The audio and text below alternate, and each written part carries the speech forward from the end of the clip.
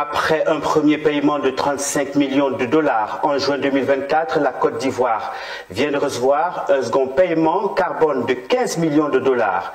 Ce second paiement, tout comme le premier, s'inscrit dans le cadre de la mise en œuvre du projet de paiement des réductions d'émissions autour du parc national de Taï. L'information est donnée par le ministre de l'Environnement, du Développement durable et de la Transition écologique lors d'une conférence de presse. Autre précision avec Issa Badini. 35 millions de dollars il y a un an et 15 millions aujourd'hui. Une addition faite donne un total de 50 millions de dollars, soit un peu plus de 28 milliards de francs CFA. En contrepartie, le pays a dû séquestrer plus de 10 millions de tonnes de CO2 et c'est dans le cadre du projet de paiement des résolutions d'émissions autour du parc national de Taï. Une prouesse que le ministre Assaoré Jacques se félicite à cette conférence de presse. Grâce à l'aboutissement de ce contrat, la Côte d'Ivoire devient le premier pays africain et le deuxième au monde, après le Vietnam, à exécuter un accord fonds carbone de partenariat pour la Banque mondiale. Je suis tenté de dire que la Côte d'Ivoire est première en tout. Donc nous sommes maintenant champions du monde en carbone.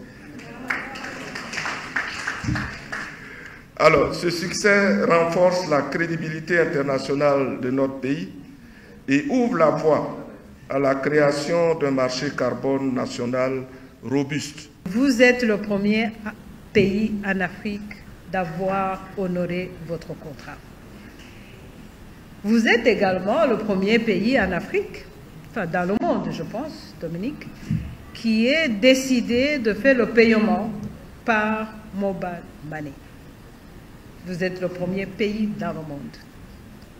Ça veut dire que vous avez opté pour un système qui fait la traçabilité. Un résultat qui confirme, selon le ministre, que la Côte d'Ivoire est désormais un acteur compétitif sur le marché mondial du carbone, capable d'offrir des réductions d'émissions de haute intégrité. Mais loin de s'en contenter, le pays va poursuivre ses efforts à soutenir le ministre Assaoré Jacques. Le succès que nous célébrons cet après-midi conforte la crédibilité internationale de la Côte d'Ivoire dans les mécanismes de finance carbone.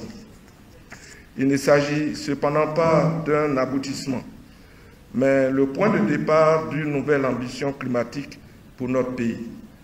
C'est pourquoi le gouvernement, avec l'appui de la Banque mondiale, entend désormais structurer un marché carbone national, vecteur de développement durable, de justice sociale et de résilience environnementale.